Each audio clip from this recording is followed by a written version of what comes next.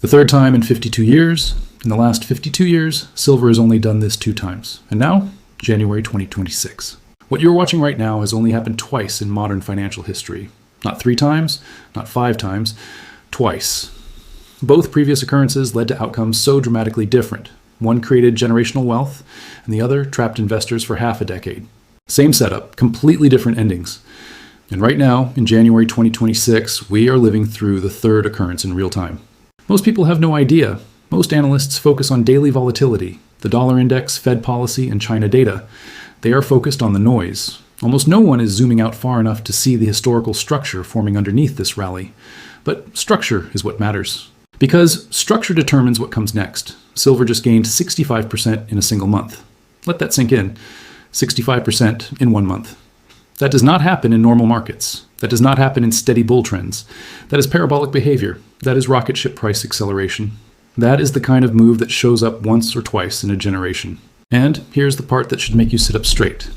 In the last 52 years, silver has only posted a 65% monthly gain 2 times before.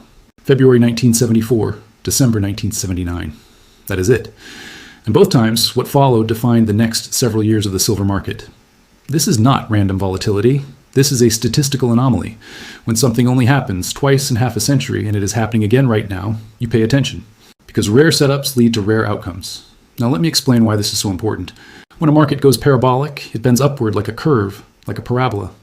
Instead of normal up and down consolidation, the chart starts going vertical. Each dip gets bought immediately. Momentum accelerates. Sentiment shifts from cautious optimism to aggressive certainty. People stop asking, should I buy? They start asking how much higher. That shift in psychology is the tell. Parabolic moves are not just about price, they are about emotion. They are about crowd psychology compressing into a single direction. And here is the dangerous truth. Parabolic moves do not last forever. They cannot. At some point either, they climax into a blow-off top and crash violently, or 2, they stall into a long, grinding consolidation that frustrates everyone. History shows us both outcomes. 1979 gave us the blow-off top. 1974 gave us the 5-year grind. And now, January 2026 has given us the third parabolic signal. Silver is up 270% year over year. We broke through the historic $50 ceiling that held for 45 years. We are trading above a level that haunted the market since January 1980. That alone tells you something extraordinary is happening. But extraordinary does not automatically mean sustainable. It means unstable. The higher a rocket goes without refueling, the more dramatic the correction when gravity kicks in. So here is the question that matters more than any daily candle. Are we in a 1979 style blow-off phase that could take silver to $150, $160 before collapsing? Or are we in a 1974 style surge that leads into years of sideways consolidation before the next major breakout? Because those 2 paths require completely different strategies. If this is 1979 repeating, the next 30-60 days could bring euphoric upside, followed by a brutal crash that scars investors for years. If this is 1974 repeating, then chasing here could mean sitting through 5 years of frustration before the real payoff. The stakes are enormous. And here's what makes this moment so fascinating. We are not analyzing something that happened decades ago. We are inside it, right now. The monthly candle for January 2026 is printing history. You're not reading about a setup in hindsight. You are living through it, and that changes how you must think. Because when you are inside a rare historical pattern, emotion becomes your biggest enemy. Greed will tell you this time is different. Fear will tell you it is already over. History will tell you neither emotion is reliable. So over the next parts of this breakdown, we are going to do 3 things. First, we are going to dissect exactly what happened in February 1974 and why it led to 5 years of sideways movement instead of a crash. Second, we are going to go deep into December 1979 and January 1980. The most explosive silver climax in modern history. Third, we are going to overlay today's 2026 macro backdrop on top of both patterns and determine which outcome is more probable, not guaranteed, probable, because nobody knows the future, but history narrows the possibilities. And right now, the next 60 days could define the silver market for the next decade. Stay with me, because what happened after those 2 previous 65% months will change how you look at this rally forever. February 1974, the setup that frustrated everyone. Silver had just posted a 65% monthly gain. The setup looked explosive. Inflation was rising, the dollar unstable after Nixon ended the gold standard. Confidence in monetary policy was shaky. Sound familiar? The macro backdrop had tension. Energy markets were volatile. Investors tried to understand money without gold backing the dollar. And then silver went vertical. In February 1974, silver surged 65% in a single month. Momentum exploded. Retail interest increased. The market felt like it had discovered something. Parabolic moves create narrative, belief, and certainty. In 1974, that certainty was inflation fear and currency distrust. Investors believed precious metals were the only protection. But here's where 1974 diverges sharply from 1979. After February's 65% gain, silver did not explode higher again. It did not post a follow-through month. It did not climax. Instead, it stalled. Stalling after parabolic acceleration is psychologically brutal. Expectations were for continuation, another leg higher. Instead, price churned. Up a little, down a little. Weeks passed, then months, then years. From 1974 through 1978, silver moved sideways within a broad range. 5 years of consolidation. Think about the psychology of that. Imagine buying silver after a 65% gain, confident the move is just beginning. Then price stops moving. It just does nothing. Your capital sits, other markets move, opportunities appear elsewhere. You question your thesis, the media stops covering silver, the excitement fades, friends stop asking about it.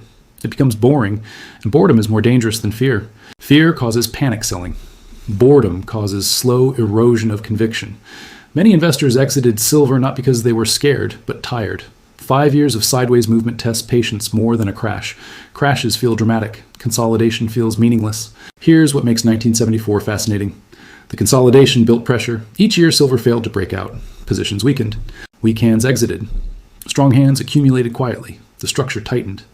And when silver finally broke out again, the move was violent. That breakout led into the 1979-1980 blow-off top. So 1974 wasn't a failed rally. It was a coiled spring. But the coiling took years. Here's the lesson. A 65% monthly gain doesn't automatically mean imminent collapse. It can signal a structural shift requiring digestion. Markets need time to absorb parabolic moves. If price runs too far too fast, it must either correct sharply or move sideways to rebuild energy. 1974 was option B. Well, now let's compare that environment to today. In 1974, inflation was rising, but not yet at peak panic. Institutional participation was limited. Retail access to commodities was smaller. No algorithmic trading or leveraged ETFs existed. Today, in 2026, global capital moves instantly. Retail participation is amplified by social media. Leverage is accessible. Information spreads in seconds. This makes prolonged multi-year stagnation less likely, but not impossible. Here's the real question. Does the current macro environment support a long digestion phase? We need to look at momentum structure. In 1974, the rally preceding the 65% month was strong, but not hyper-accelerated. In 2026, silver is up roughly 270% year over year. That's a much steeper velocity curve. Velocity matters. The sharper the ascent, the harder it is to transition into quiet sideways movement. But it's not just about velocity, it's about sentiment. 1974 optimism was rising, but not euphoric. Today we see mainstream coverage. Price targets climb rapidly. Aggressive upside projections. That leans closer to 1979 psychology than 1974. But we are not there yet. The key characteristic of 1974 was exhaustion without collapse. Momentum faded, but panic never dominated. So ask yourself this. If silver trades between $100 and $130 for the next 12 months, grinding sideways while other markets move, if volatility cools, but conviction slowly erodes, would you hold or would you get bored? That is what 1974 tested. Patience. And patience is rarer than courage. If this pattern repeats, chasing here is not catastrophic, but expecting immediate continuation could be. The reward would come, but only for those willing to wait. 5 years in the 1970s, maybe shorter in today's accelerated world. But still measured in years, not weeks. Now that you understand the slow burn outcome, in the next part we examine the opposite extreme. December 1979, the explosive climax, the 35 to 40% follow-through month, the January 1980 peak that scarred silver for 45 years. Because if 1974 tested patience, 1979 tested greed. And that difference changes everything. December 1979, the blow-off that changed silver forever. Now let's go to the second occurrence, December 1979. This is the one everyone remembers. This is the one that created legends and destroyed fortunes. Silver gained 65% in December 1979. Sound familiar? That's exactly what just happened in January 2026. But here's where it gets critical. After that 65% surge in December 1979, silver did not stall, it accelerated. January 1980 saw another 35-40% gain on top of December's move, back-to-back parabolic months. Think about the psychology of that. You've already made massive gains in December. Instead of cooling off, the market rewards you with even more upside. Every dip gets bought instantly. Every headline turns bullish. Mainstream media covers silver obsessively. Taxi drivers talk about silver. Your neighbor tells you it's going to $100. And when that kind of momentum takes over, logic disappears. Because parabolic moves don't just lift price, they lift conviction. Investors stop asking whether it can continue. They assume it will. And this is where the trap forms. January 21st, 1980. Silver peaks around $50 per ounce. That was the exact top. Not just the top of the rally, the top for 45 years. 45 years. That price level became a psychological scar burned into the market's memory. And what happened after that peak? Collapse. Not a normal correction. A collapse. The drop was violent and unforgiving. Leveraged traders were obliterated. Margin calls cascaded. The Hunt brothers, who had accumulated massive positions, eventually went bankrupt. Rules were changed. Trading limits were altered. Confidence shattered. And the worst part? The recovery didn't come quickly. Silver spent decades below that 1980 high. It approached $50 again in 2011, but couldn't break it. The psychological weight of that level was enormous. Investors remembered the crash. They remembered the pain, and markets remember trauma. Now here's the key difference between 1974 and 1979. 1974 stalled, 1979 climaxed, 1974 was digestion, 1979 was euphoria, and the 1979 pattern is extremely dangerous because it rewards greed right before punishing it. That's the hardest environment to navigate because the final push feels justified. It feels logical. It feels unstoppable. In December 1979, inflation was raging. The dollar was weak. Confidence in the monetary system was collapsing. Silver looked like the only safe place. The narrative made sense, but narrative doesn't prevent collapse. Structure determines collapse. And structure in 1979 was stretched beyond sustainability. Monthly RSI readings were extreme. Momentum was vertical. Speculative participation was massive. Leverage was everywhere.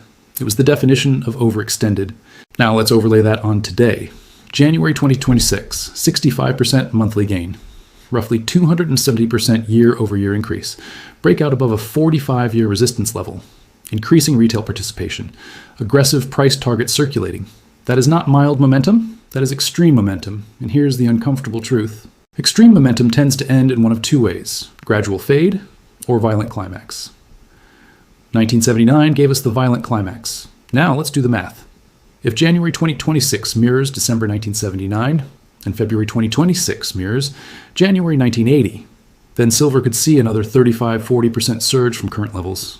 Silver recently pulled back to around $110 after volatility. Add 35 to 40% to that. That puts silver in the $150s and $160 zone, not a random number. A mathematically derived projection based on the 1979 template.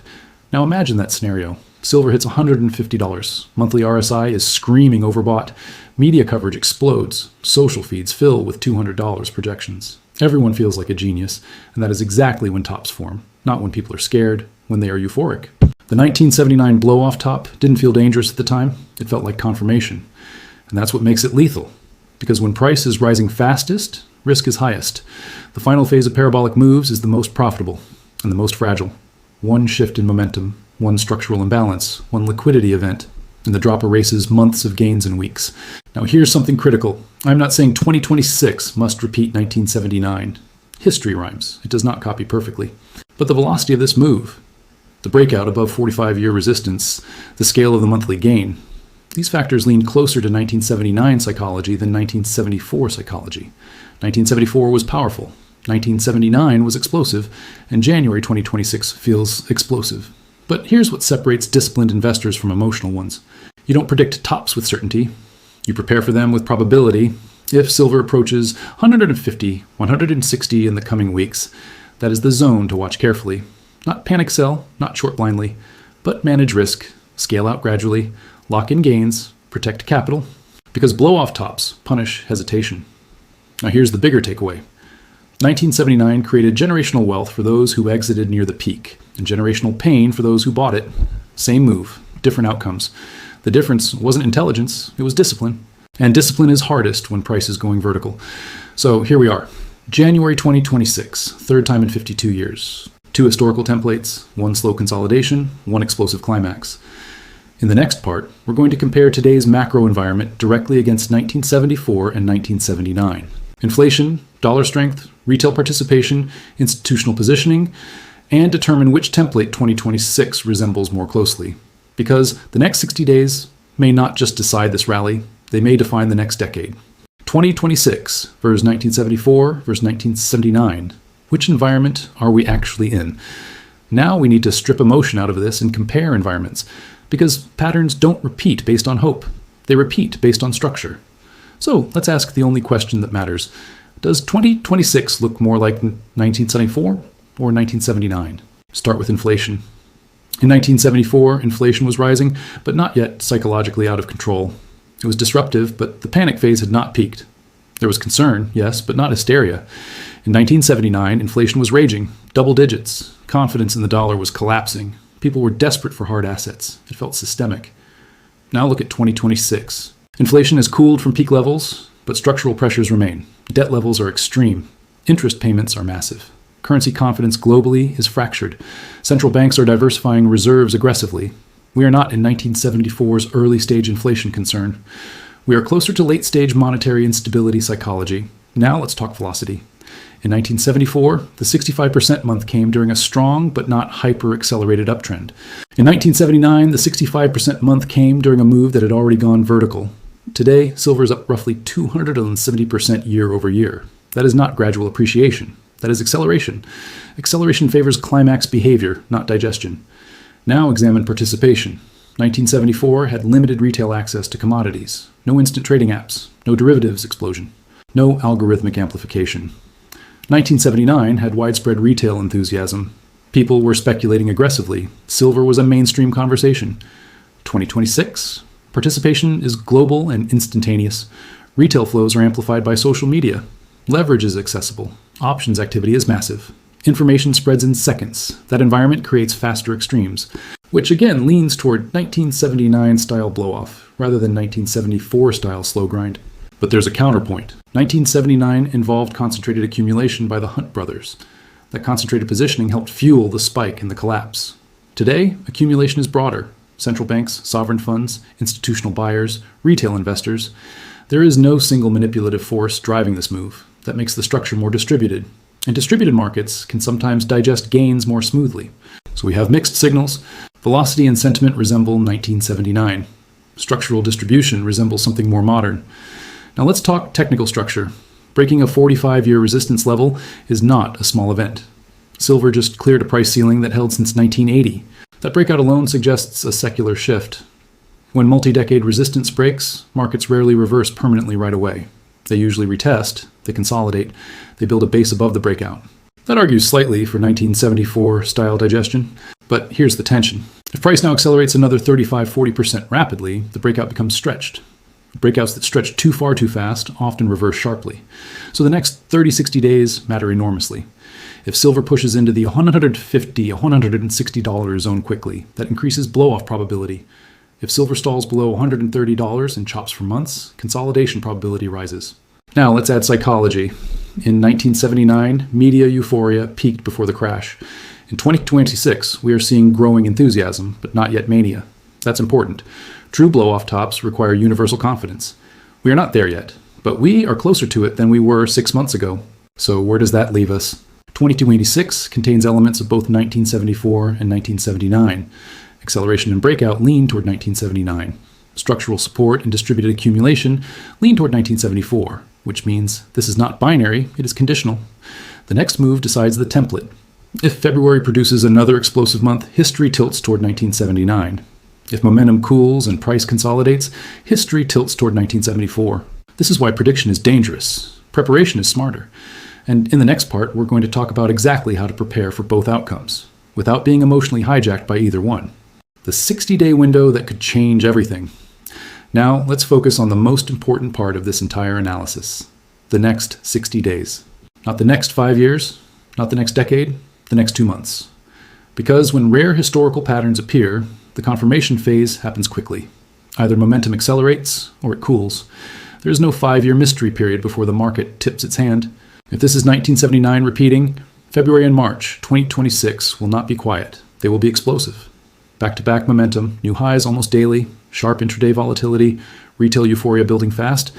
In that case, silver would likely break above $121 decisively, clear recent volatility zones, and push toward $140 quickly.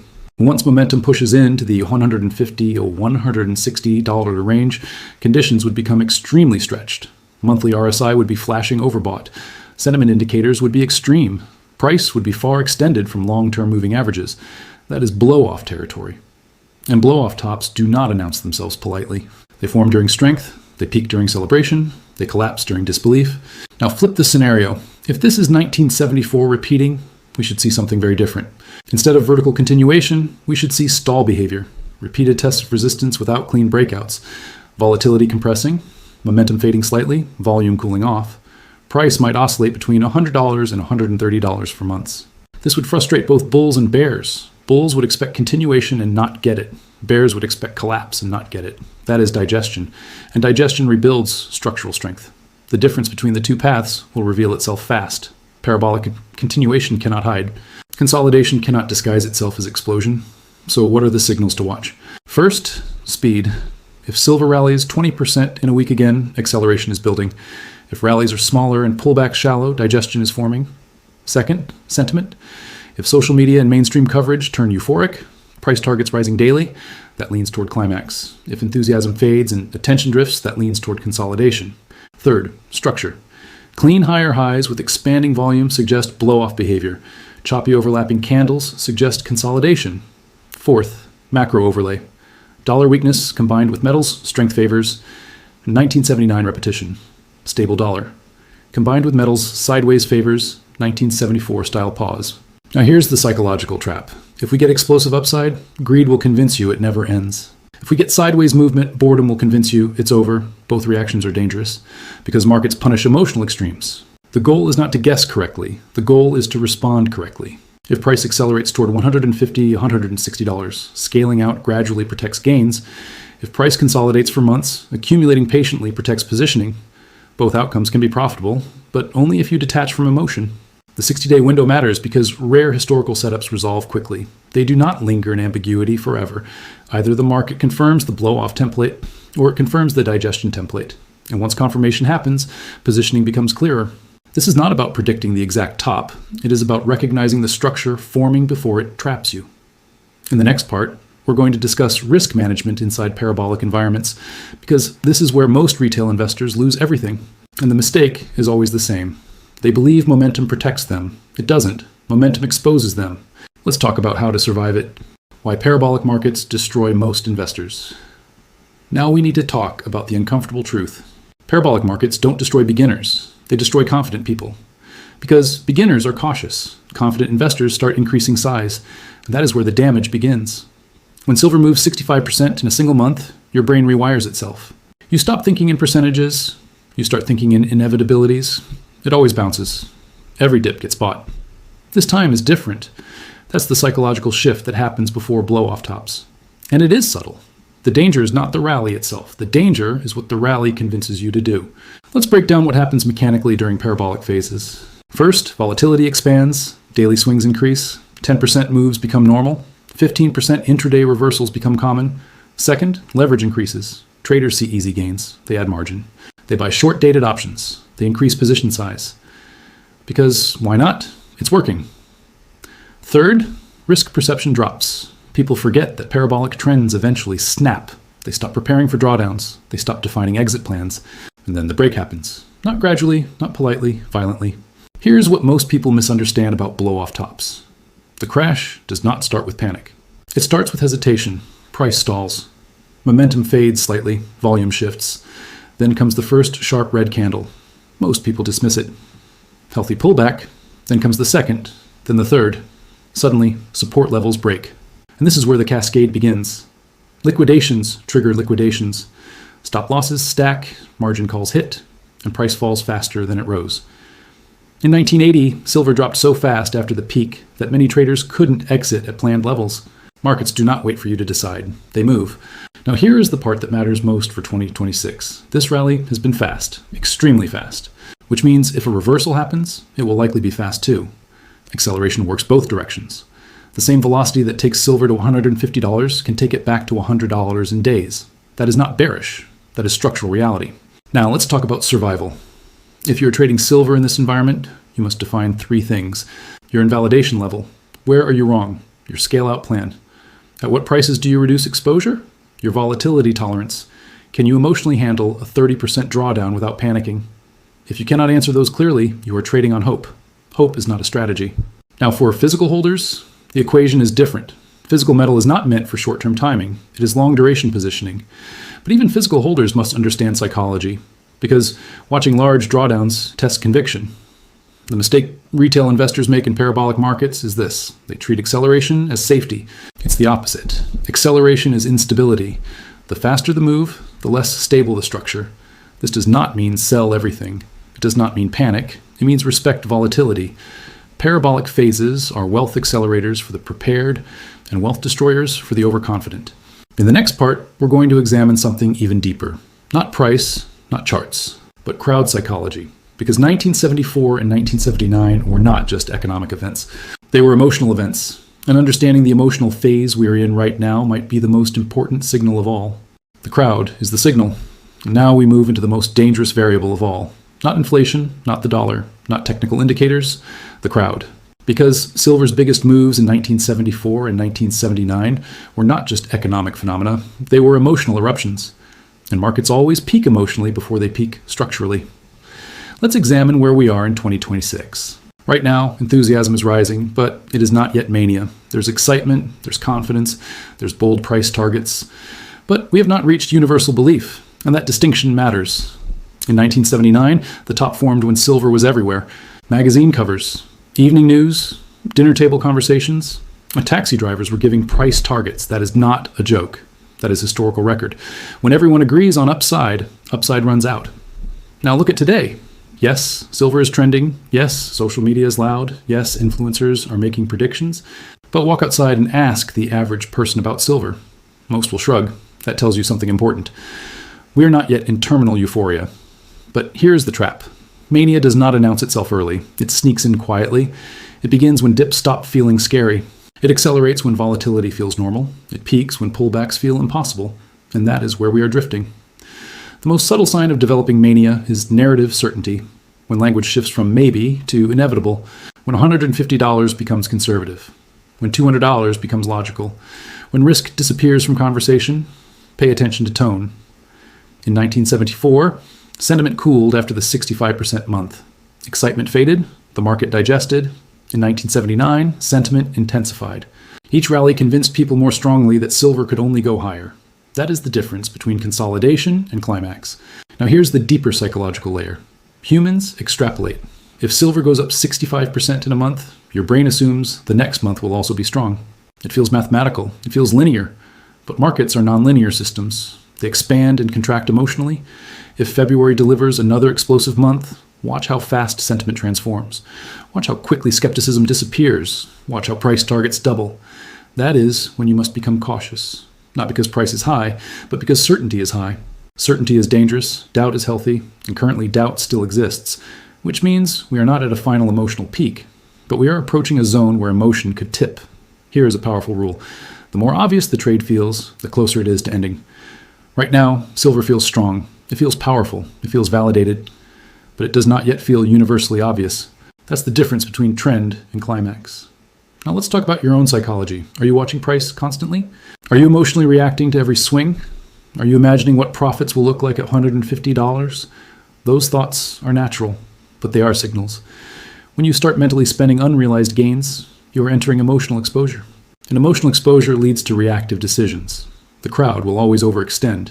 Your job is not to outguess the crowd. Your job is to observe it. If we see mainstream saturation, if headlines become extreme, if silver dominates conversation, then caution becomes critical. If enthusiasm fades and attention shifts elsewhere, then patience becomes powerful.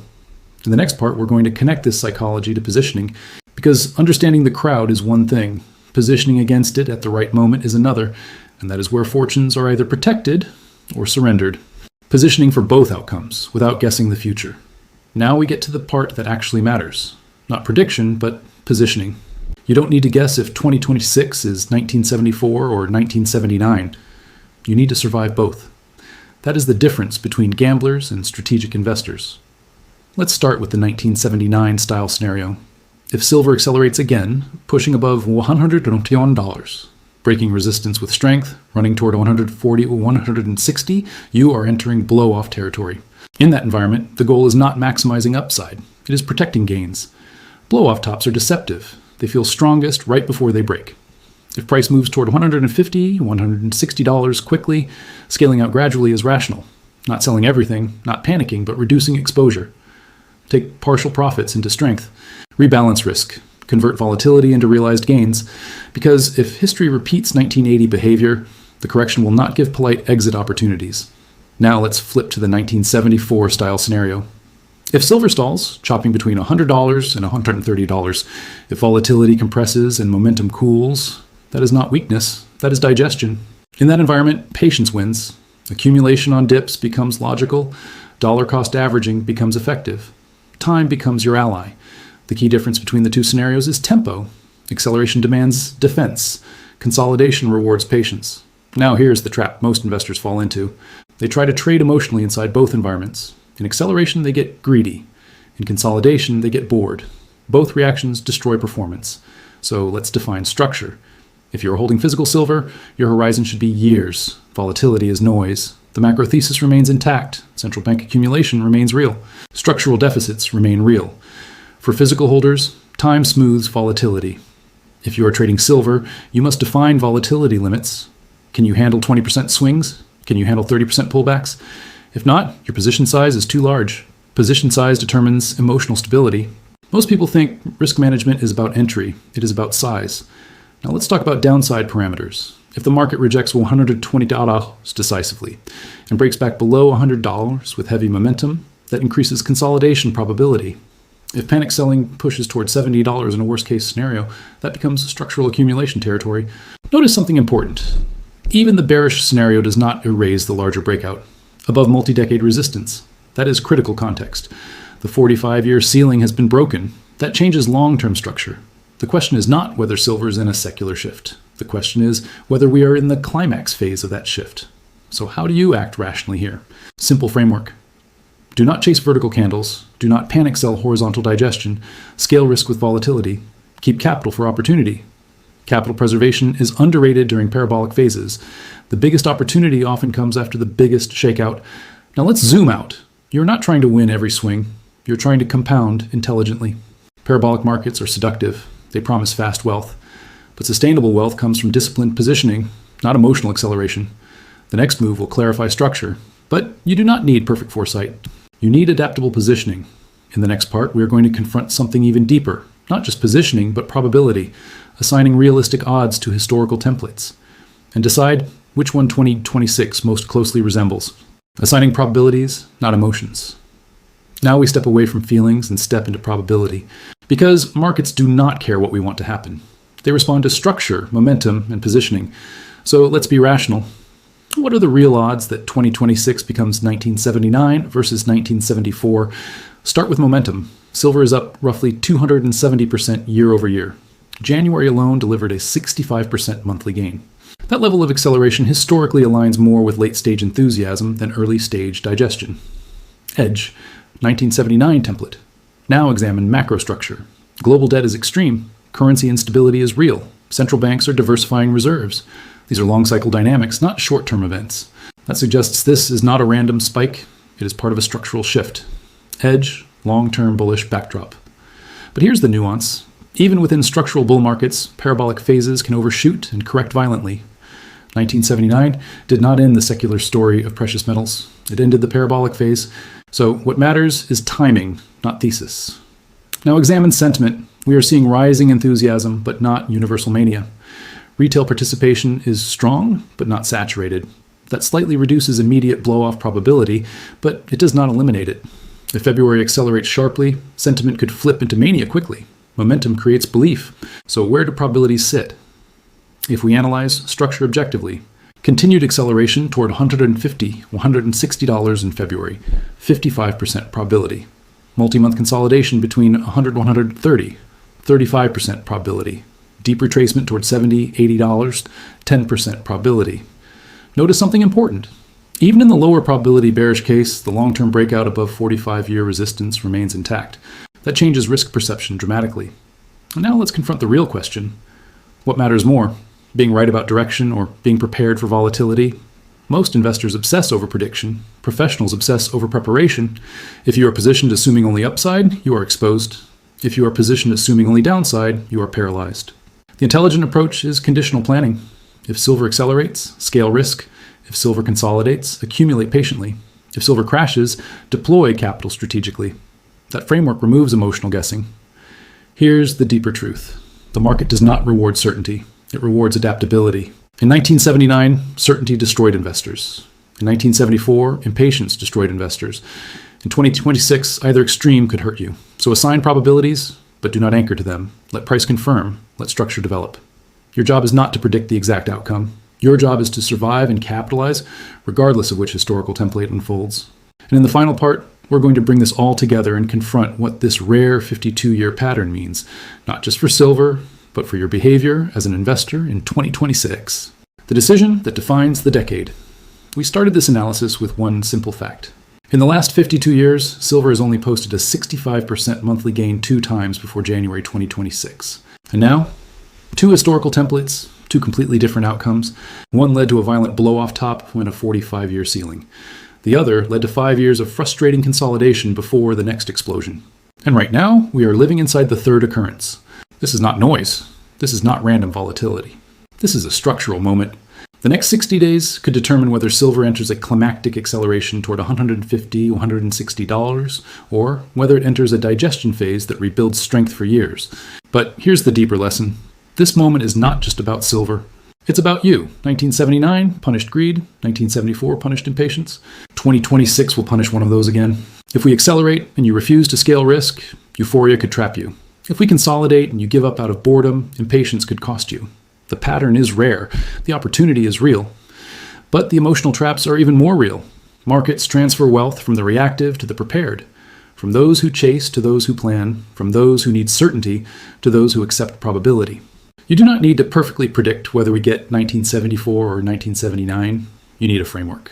If acceleration returns, protect gains. If consolidation forms, accumulate patiently. If volatility spikes, reduce emotional exposure. Simple rules outperform emotional predictions.